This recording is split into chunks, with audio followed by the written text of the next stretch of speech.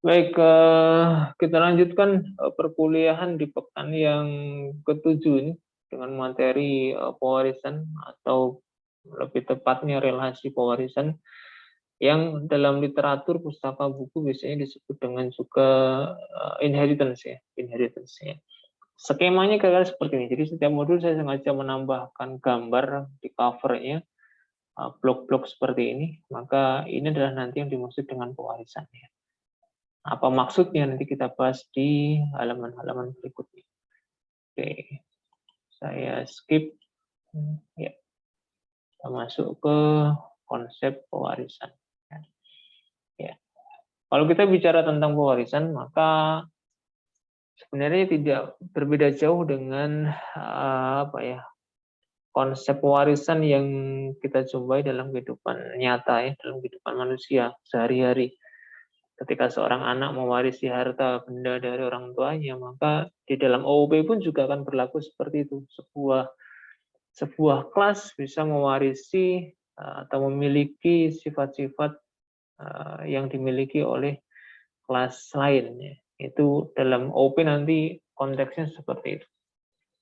Sebuah kelas bisa memiliki, bisa mewarisi sifat-sifat dari kelas lain. Sifat-sifat itu apa? Ya, sifat-sifat kelas itu umumnya dua, ya isinya kelas itu, yaitu datanya atau metodenya, atau keduanya, ya atau keduanya. Jadi sebuah kelas nanti bisa memiliki ya data, memiliki metode dari kelas lain. Simsalabim, langsung seperti itu. Sama seperti warisan orang tua ke anaknya. Ya, ketika seorang anak dapat warisan dari orang tuanya, ya dia sebenarnya do nothing ya. Kita nggak ngapa-ngapain ya. Ya, diputuskan oleh pengadilan, Anda mendapatkan warisan dari orang tua sekian sekian sekian. Ya sudah, dapat gitu. Ya, kita nggak bersusah payah begitu. Itu warisan dalam konteks manusia. Dalam open juga begitu. Sebuah kelas itu bisa langsung secara otomatis mendapatkan sifat-sifat dari kelas lain. Ya datanya, ya metodenya. Langsung, ya, tanpa kita bersusah payah menuliskan source code-nya. Wah, ajaib ini Pak. Kok bisa begitu ya? Nanti kita lihat bagaimana tekniknya. Nah, itu gambaran tentang apa itu pewarisan. Di dalam relasi pewarisan nanti sifatnya itu is a, ya. Jadi sifat relasinya itu is a. Kalau di asosiasi itu ada yang namanya has a, ya, memiliki itu asosiasi. Tapi kalau pewarisan itu is a. Nah, artinya is a ya adalah, gitu ya. Arti kamusnya adalah. Ya. Contohnya apa? Kalau ada kelas ABC itu is a kelas XYZ, berarti kelas ABC itu ya adalah kelas XYZ juga. Atau kelas ABC itu ya mirip dengan kelas XYZ. Atau kelas ABC itu sama dengan kelas XYZ. Ya. Contoh realnya sekarang ya, ada kelas ikan is a kelas hewan. Artinya apa? Ya ikan itu adalah hewan. Nggak ada yang menyangkal ya. Pak, ikan itu bukan hewan. Ikan itu minuman ya nggak bisa. Ikan itu is a kelas hewan. Artinya apa? Artinya sifat-sifat hewan itu akan dimiliki atau diwariskan ke kelas ikan. Sifat-sifat hewan ya. Sifat-sifat hewan akan dimiliki secara otomatis oleh kelas ikan. Ya. Kemudian kelas buku tulis itu is a kelas buku. Ya. Buku tulis itu ya buku begitu. Ya. Buku tulis itu adalah buku. Ya, fakta kenyataannya demikian. Buku tulis itu adalah buku. Ya. Artinya apa? Sifat-sifat yang dimiliki buku itu akan diwariskan, akan dimiliki oleh kelas buku tulis. Hati-hati jangan dibalik tapi ya. Jangan sampai terbalik memahaminya. Ya. Buku tulis adalah buku, ya bukan berarti buku adalah buku tulis. Nah, ini kebalik nanti. Ya, hati-hati menuliskan urutannya ya. Jadi buku tulis adalah buku, tapi bukan buku adalah buku tulis. Keliru nanti. Kenapa? Karena tidak semua buku adalah buku tulis, ya kan? Ya. Tidak semua buku adalah buku tulis. Buku tulis itu adalah salah satu contoh dari jenisnya buku. Ya. Kemudian contoh lain, mobil adalah kendaraan ya. Kelas mobil is a kelas kendaraan. Artinya sifat-sifat yang dimiliki kelas kendaraan nanti menjadi sifat-sifat yang dimiliki oleh kelas mobil. Oke. Kemudian mahasiswa adalah pelajar. Oke. Mahasiswa adalah pelajar.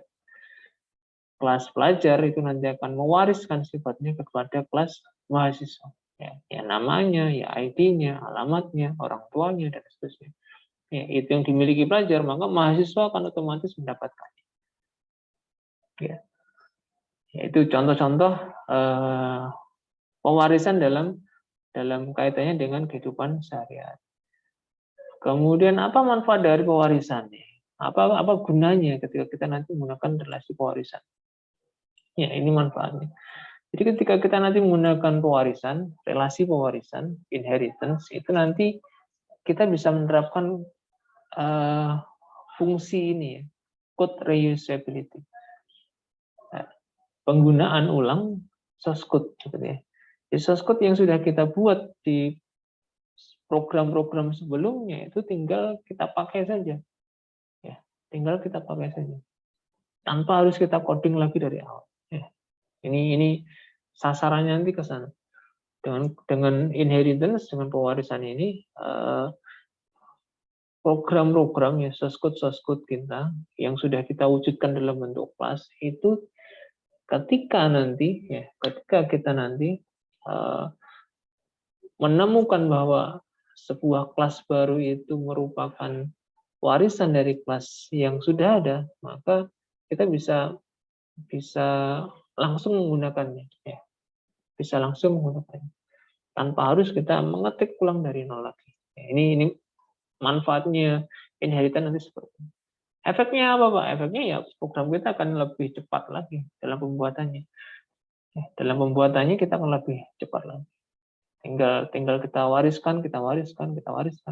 Nah, maka program akan bisa kita buat lebih cepat. Ya. Syaratnya apa ketika kita membuat warisan?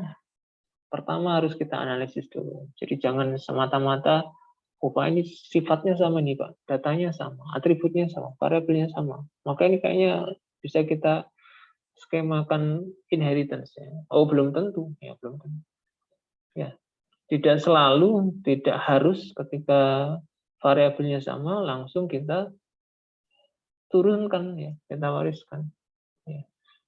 Tapi kita harus analisis dulu dalam kehidupan nyata. Ya. Kita bandingkan dengan kondisi kenyataan sehari-hari. Apakah benar ya? Contoh misalnya di sini ya, ada kelas buku dan kelas HP ya. Ya, kita buat program nih kelas buku dan kelas HP. Ternyata kelas buku dan kelas HP itu punya kesamaan atributnya, kesamaan variabelnya. Ada namanya, kemudian ada dimensi ukurannya, ya panjang kali lebarnya, dan ada harganya. Lupa ini sama Pak. Variabelnya sama ini. Ada yang sama antara buku dan kelas HP. Bisa nggak ini kita buat skema pewarisan? Misalnya menjadi buku adalah HP, atau sebaliknya HP adalah buku.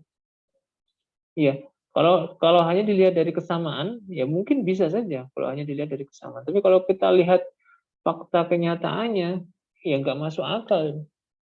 Apa benar buku adalah HP? Gitu ya. Ataukah sebaliknya, apakah benar HP adalah buku? Nah, ini kan nggak masuk akal. Secara logika bermasalah ya ketika kita gunakan skema pewarisan. Ya, yang seperti ini kita hindari. Ya, kita hindari. Terus bagaimana baiknya Pak? Nah, lebih baik kita buat solusinya di bawah ini.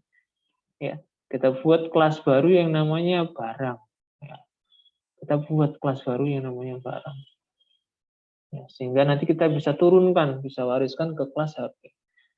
Sehingga bunyinya kelas HP adalah kelas barang. Selesai, cocok nih. Kenapa? Ya HP itu adalah barang. Benar, secara logika nggak bisa disangka. HP adalah barang, ya benar. Ya, secara logika, secara rasional masuk akal. Sehingga nanti sifat-sifatnya HP tinggal diwariskan dari sifat-sifatnya barang. Ada namanya, ada harganya, ada ukurannya, dan seterusnya. Ada harganya, ya. Jadi tinggal kita wariskan nanti dari kelas barang ke kelas HP. Sehingga ketika kita coding kelas HP, minimalis akhirnya, ya, minimalis. Minim source code nanti kelas HP-nya. Karena semuanya, sebagian sifat-sifatnya, tinggal kita wariskan dari kelas barang. Ya, ini contoh ya, contoh. Kemudian ada kelas pegawai dan kelas pelajar. Ini ada kesamaan, Pak, ada namanya, ada ID-nya, ada alamatnya. Ya. Apa bisa ini kita hubungkan dengan relasi pewarisan? Ya, belum tentu ya. Tidak selalu, sekali lagi, yang sifatnya sama atau variabelnya sama itu bisa langsung kita wariskan. Kenapa? Karena secara logika nggak masuk. Maksudnya begini, apakah bisa kita tulis seperti ini? Kelas pegawai adalah kelas pelajar. Kan nggak bisa. Ya. Atau sebaiknya, kelas pelajar adalah kelas pegawai. Ya nggak bisa juga. Jadi meskipun punya kesamaan data, kesamaan variabel, tapi belum tentu itu bisa kita gunakan skema relasi pewarisan. Kenapa? Karena secara logika ini bermasalah ya. Secara nalar, secara rasional nggak mungkin ini, nggak bisa kita terima. Pegawai bukan pelajar dan sebaiknya pelajar juga bukan pegawai. Dua hal yang berbeda. Meskipun ya ada kesamaan-kesamaan dalam atributnya. Ya. Ini contoh-contoh ya. Baik. Kemudian berikutnya, what next to do ketika kita mau membuat relasi pewarisan. Ini saya kenalkan beberapa istilah-istilah ya. Ada yang namanya base class, ada yang namanya derived class. Base class ini atau kelas induk atau kelas orang tua ya, atau super class. Jadi nanti ada istilahnya yang di atas itu adalah base class ya, kelas induk, kelas orang tua atau super class. Kemudian yang di bawah yang mewarisi itu namanya kelas anak atau derived class, kelas turunan atau subclass. Ini istilah-istilah yang penting untuk diingat-ingat ya. Membedakan antara base class dengan derived class. Ya. Untuk bisa membuat skema pewarisan sederhana sekali, caranya mudah sekali, yaitu tinggal menambahkan kata kunci extends. Ya. Sintaksnya sama seperti membuat kelas baru, diawali dengan kata kunci kelas, kemudian nama kelas anak, ya, nama kelas anaknya apa, kemudian disambung dengan extends, kemudian disambung dengan nama kelas induk. Nah, kelas induknya harus ada dulu. Ya. Nama kelas induk harus ada dulu. Jadi kelas induk harus ada dulu sebelum kita buat kelas anak. Kemudian kurung-kurung awal seperti biasa. Ya, selesai sudah. Nah, ini cara membuat kelas anak. Nanti kita praktekkan di NetBeans. Oke, ya, cara membuat relasi pewarisan. Contoh-contoh program nanti silakan dibaca-baca, dipelajari. Kita akan praktekkan juga di NetBeans. Kemudian dua hal baru, istilah baru dalam inheritance. Yang pertama adalah super, yang kedua override. Ya. Saya jelaskan sedikit saja, nanti kita lihat di contoh program. Jadi super, perintah super, ini adalah perintah untuk menjalankan konstruktor kelas induk di kelas anak.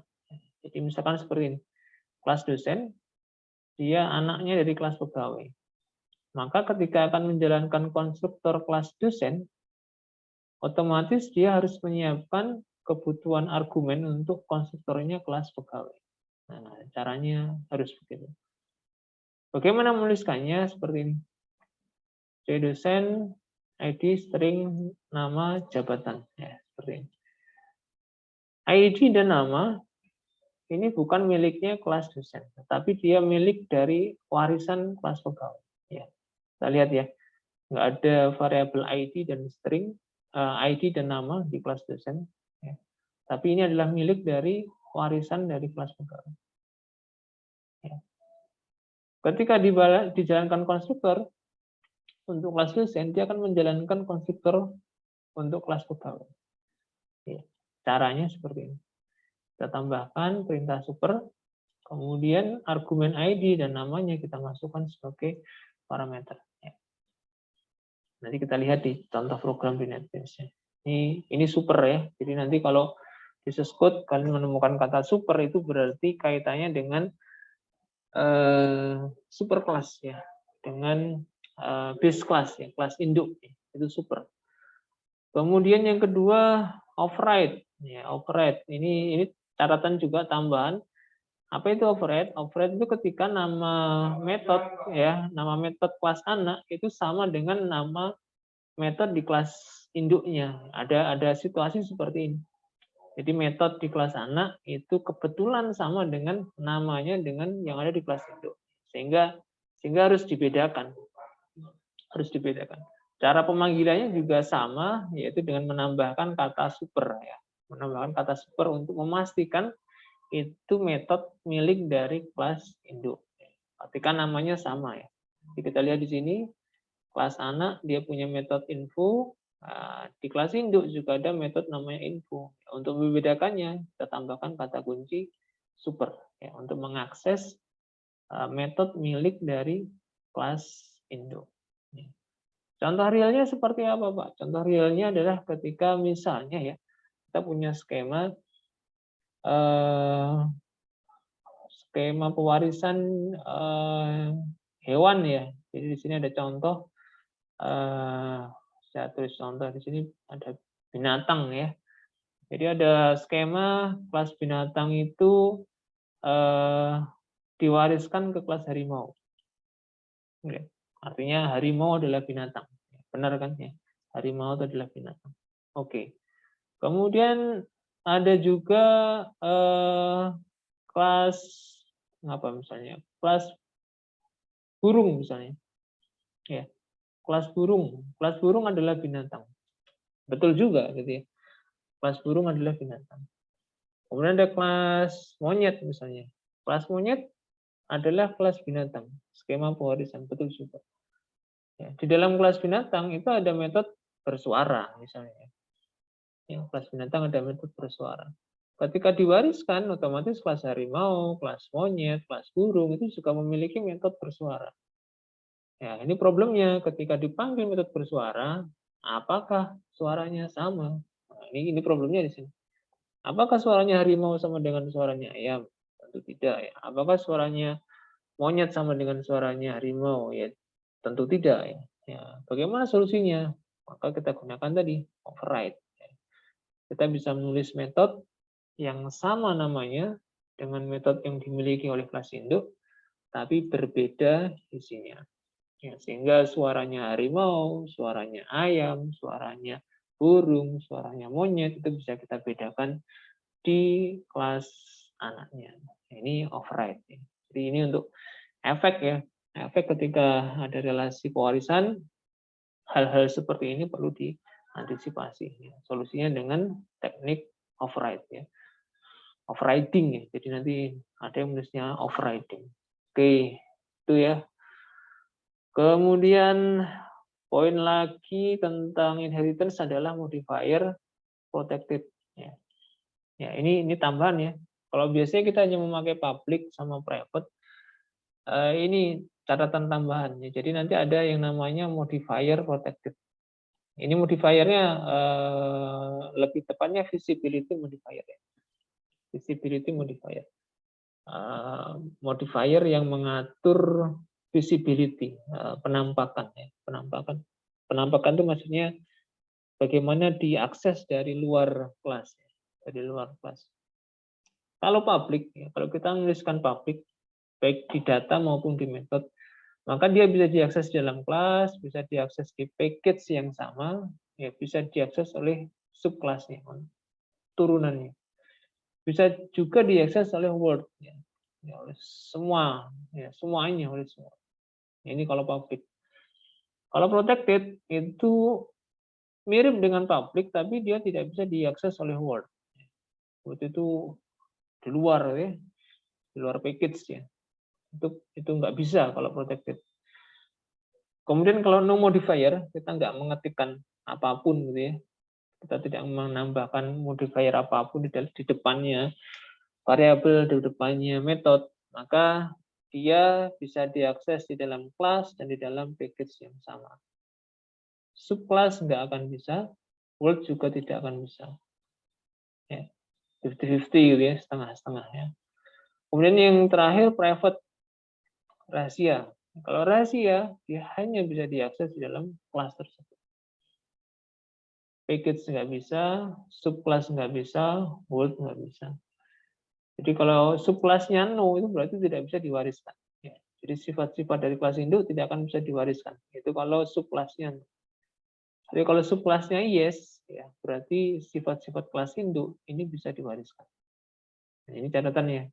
Jadi ini efek nanti ketika kita memilih public, protected, no modifier, atau private terhadap proses pewarisan ya, ke kelas anak, ke subkelas.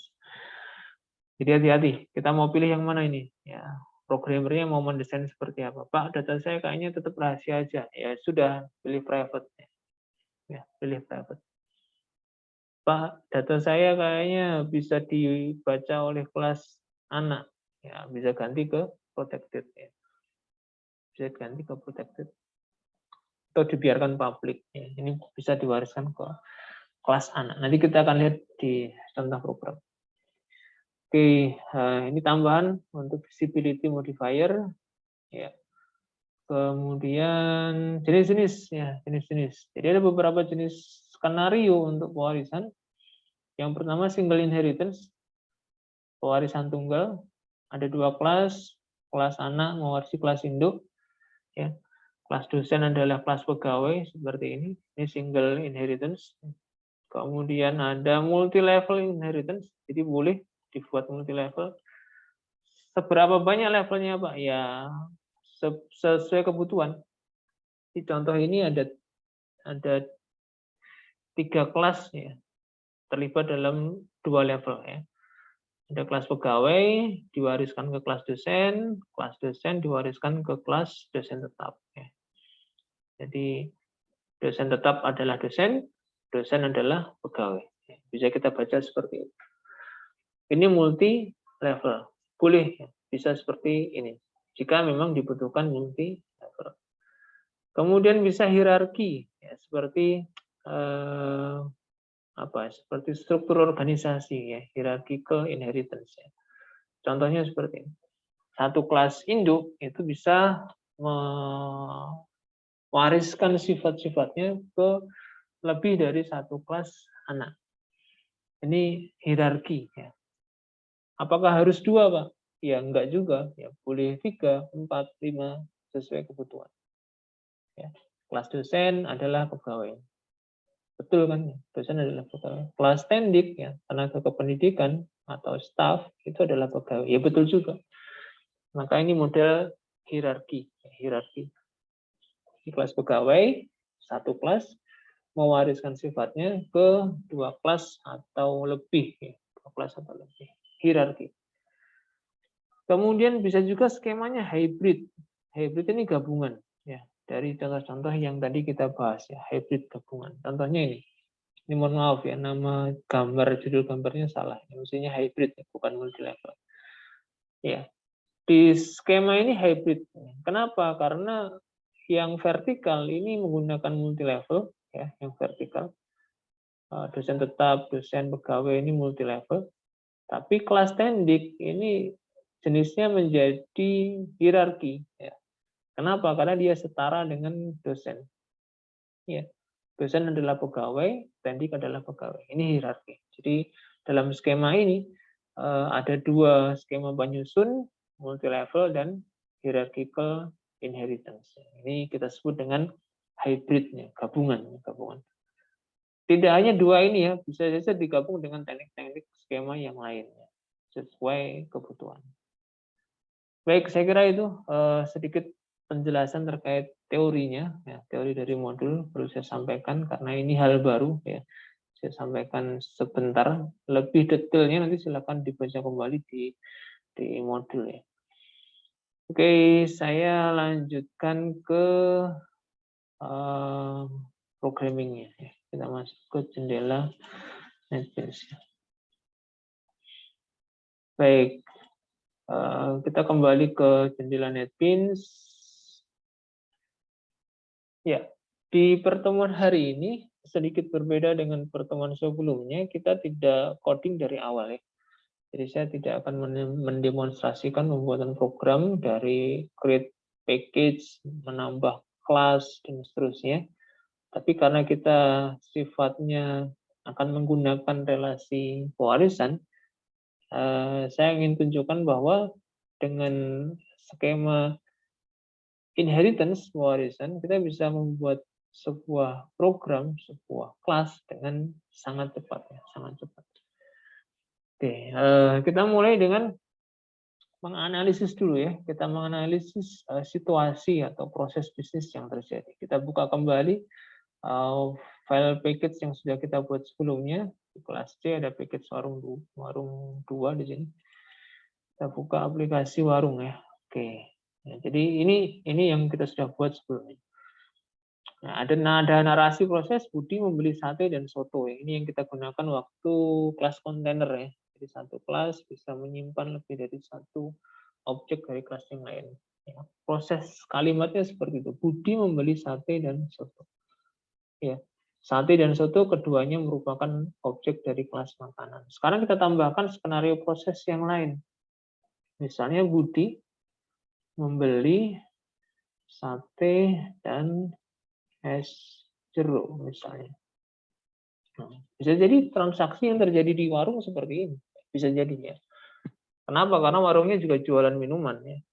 Jadi Budi membeli sate juga membeli es jeruk dalam satu transaksi yang sama.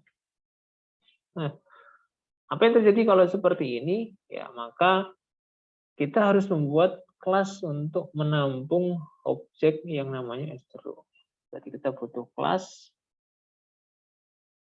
baru ya, kita butuh kelas baru yang namanya minuman.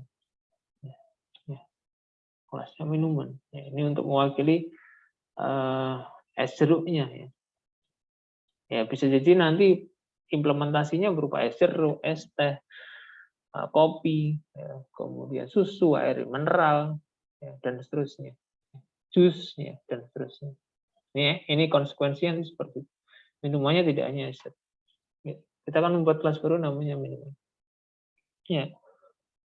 Ketika kita membuat kelas baru minuman, itu kita analisis gitu ya. Kelas baru minuman ini isinya apa? Ya. Isinya apa? Isinya nama minuman dan harganya. Ya.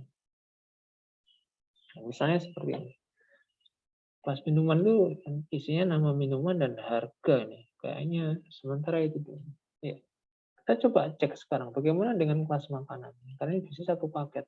Kita lihat. Loh, kelas makanan ini sama, Pak. Nama variabelnya, nama datanya kok sama dengan kelas minuman ya. Ada nama, ada harga. Nah, ada nama, ada harga. Loh, dua kelas ini kok atributnya sama, variabelnya sama. Ya, maka daripada kita menulis ulang ya, daripada kita menulis ulang source code yang ada dalam kelas makanan ya, maka kita bisa membuat skenario skema pewarisan. Caranya bagaimana? Caranya kita cari bentuk umum dari dua kelas ini. Ya. Jadi kelas makanan itu sama ya. Saya beri tanda petik ya supaya nanti enggak dianggap sama. Sama dengan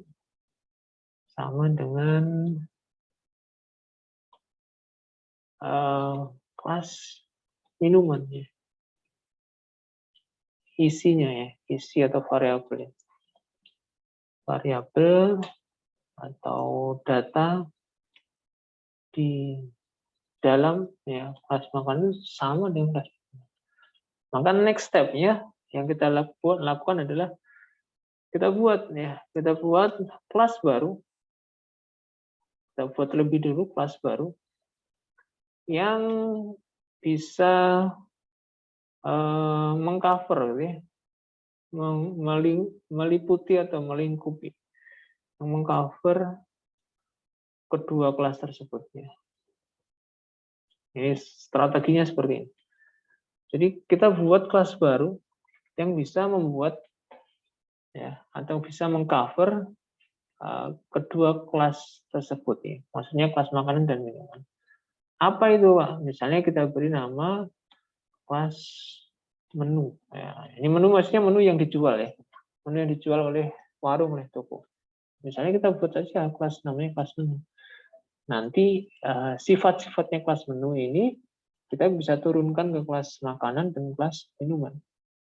Ya, kita cukup menulis source code-nya secara lengkap di kelas menu. Tinggal nanti kelas makanan dan kelas minuman itu mendapatkan warisan dari kelas menu. Strateginya kita buat seperti ini. Ya.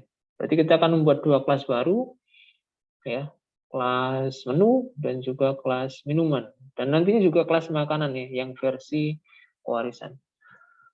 Baik, kita buat dulu kelas induknya. Ya. Jadi kelas induknya. Apa kelas induknya? Kelas induknya adalah kelas yang mewariskan, yaitu kelas menu. Kita buat dulu kelas induknya. Oke, kita tambahkan kelas baru. Namanya C menu. Ya, kelas menunya. Ini menu makanan, minuman yang dijual ya, bukan menu program. Hati-hati ya. Karena namanya sama-sama menu ya. Jadi yang kita buat di sini adalah kelas menu untuk makanan minuman yang dijual oleh warung. Seperti apa? Daftar menu ya, yang price list gitu ya, yang kita terima ketika di warung. Buat kelas menu, kita beri keterangan di sini misalnya kelas induk dari kelas makanan dan kelas minuman. Nah, misalnya penjelasannya seperti ini, keterangan. Ya. Karena isinya kelas menu itu sebenarnya sudah kita buat di kelas makanan, ya kita kopas saja ya. Kelas makanan ini kan sebenarnya ya mewakili dari kelas menu sebenarnya. Kita kopas saja, Ctrl C, kita taruh di kelas menu. Oke. Oke ya. Kita buat kelas menu. Ya, ini tentunya dengan perubahan-perubahan ya. Nama konstruktornya kita ganti, kita sesuaikan jadi menu. Ya. Seperti ini. Terus sudah buat kelas menu. Ya. Kemudian kita buat kelas minuman. Kita buat new kelas minuman ya. C minuman.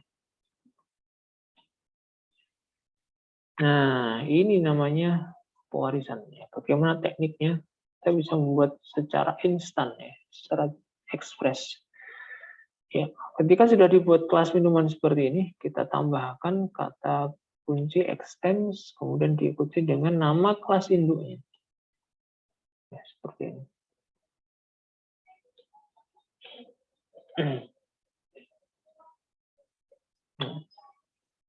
Nah, ini ada errornya nanti. Kita akan perbaiki. Di mana letak errornya? Save dulu. Nah, ini error. Nah, errornya di mana? Errornya di konstruktornya. Ini message-nya. Konstruktor cmenu in class cmenu cannot be applied to given types. Ya. Required string integer found no arguments. Ya.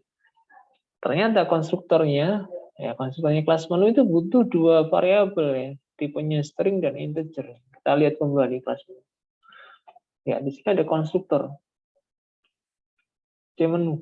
Dia butuh string h, string n dan integer h di konstruktornya. Ya. Jadi induknya ini butuh parameter string n dan integer h. Sehingga sebagai kelas anak, ya, C minuman ini sebagai kelas anak, maka dia harus berbakti kepada orang tuanya. Jadi kelas saja berbakti kepada orang tuanya.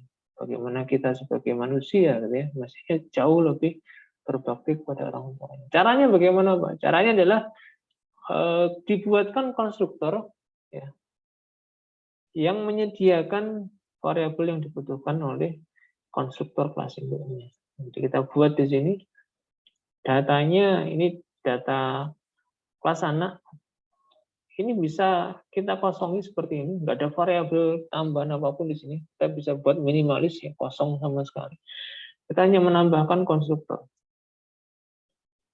C minuman, kita buat dua variabel, string n, integer h. Ini konstruktornya. Kemudian kita panggil tadi dengan perintah super tadi. Super N, H. Ya. Maka otomatis errornya akan hilang. Nah, jadi sudah nggak ada warna merah di sini. Kenapa? Karena anaknya ini sudah berbakti kepada orang tua. Di kelas minuman ini sudah berbakti dengan sebaik-baiknya kepada kelas induknya itu dengan menjalankan perintah ini. Super NH. Ya, kebutuhan konstruktor di kelas induk tercukupi dengan perintah super NH. Ya, ini baktinya anak kepada induknya, kepada orang tua. Oke, kita save. Ya, errornya sudah nggak ada ya, nggak ada. Ya. Dengan cara yang sama kita membuat kelas makanan. Ya. Kelas makanan yang versi 2 ya. Ini sementara kita tetap biarkan. Kita buat kelas makanan versi 2 yang merupakan pewarisan dari kelas. Dengan cara yang sama kita bisa membuat Java class C makanan 2 misalnya untuk beda dengan yang sebelumnya. Ya. Ini kita wariskan dari kelas menu. Extends C menu. Errornya sama. Ya, errornya sama. Kenapa? Karena kelas sana harus menyediakan ya, parameter untuk konstruktor kelas ini. Kita buat konstruktor C makanan 2 string n integer h. Ya, kita panggil dengan kata kunci super ya.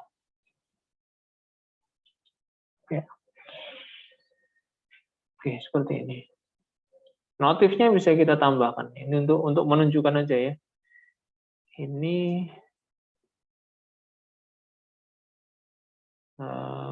konstruktor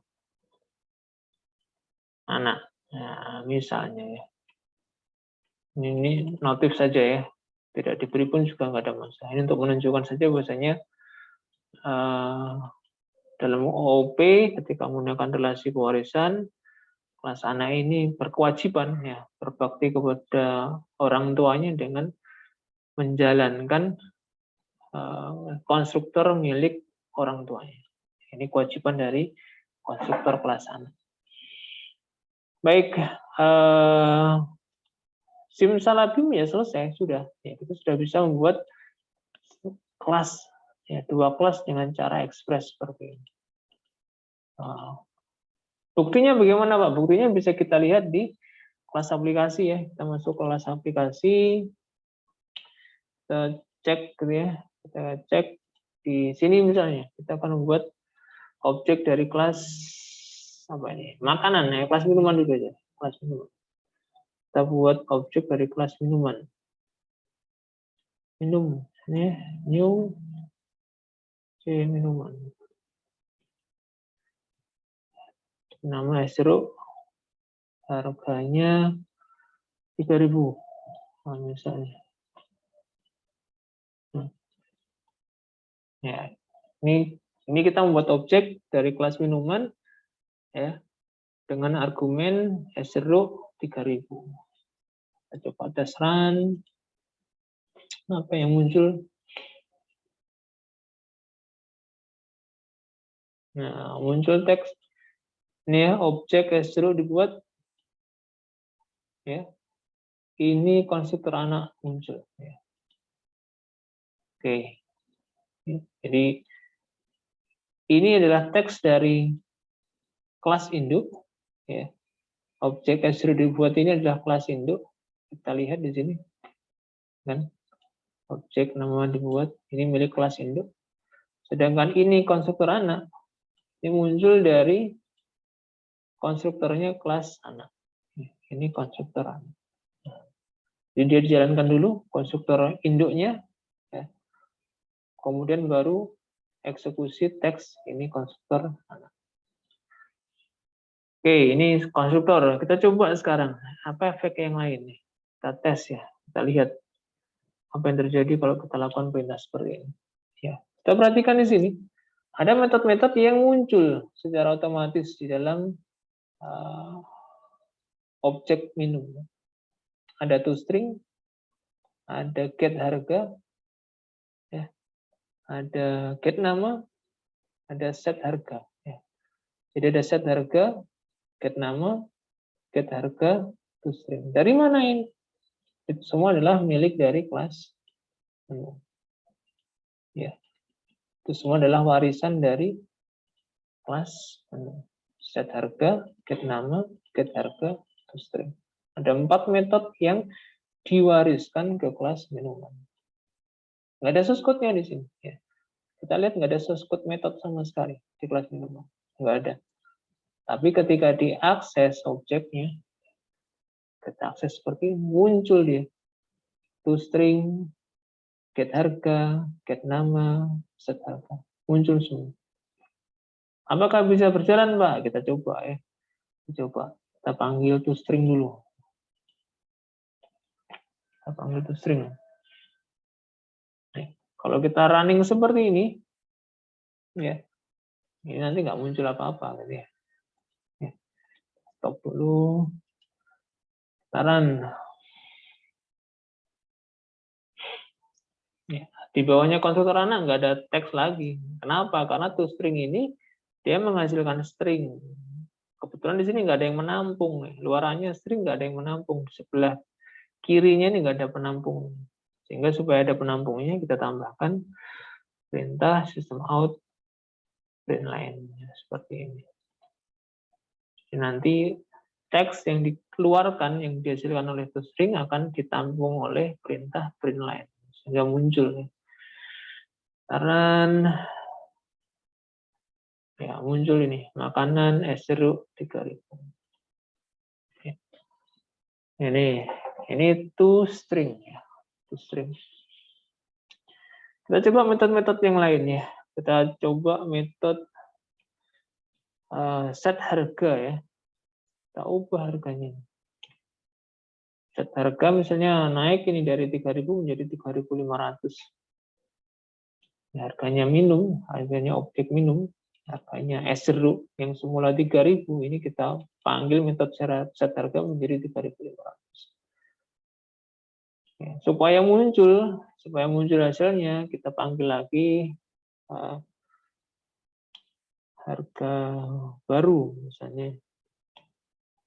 Kita sambung dengan objek minum, kita panggil metode get harga misalnya. Ya, misalnya seperti ini.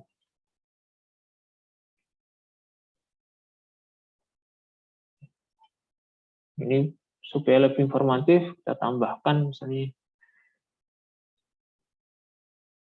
di atasnya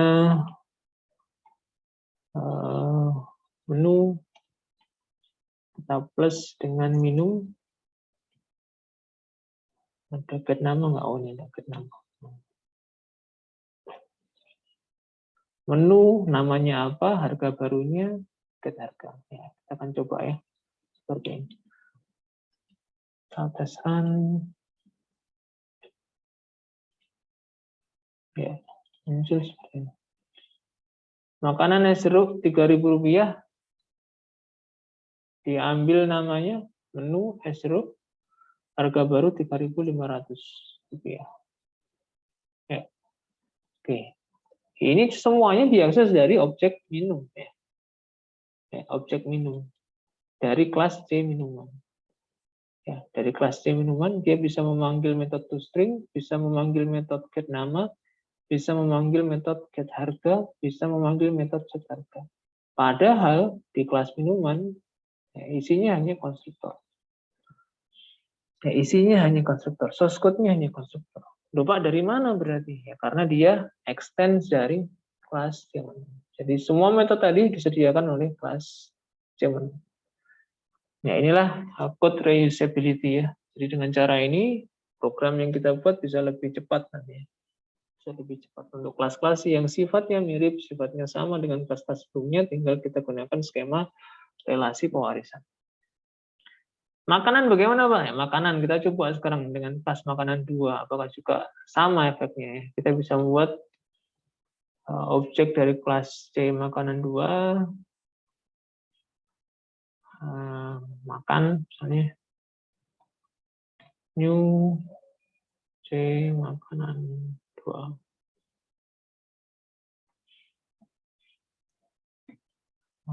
Sate kayaknya 20.000 misalnya.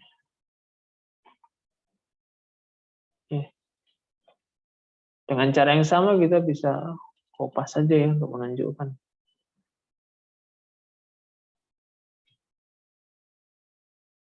Kita ganti dengan makan, objek-objeknya kan naik misalnya dari 20.000 menjadi 25.000 misalnya, karena harga daging naik. Kan juga makan. Kita tes run.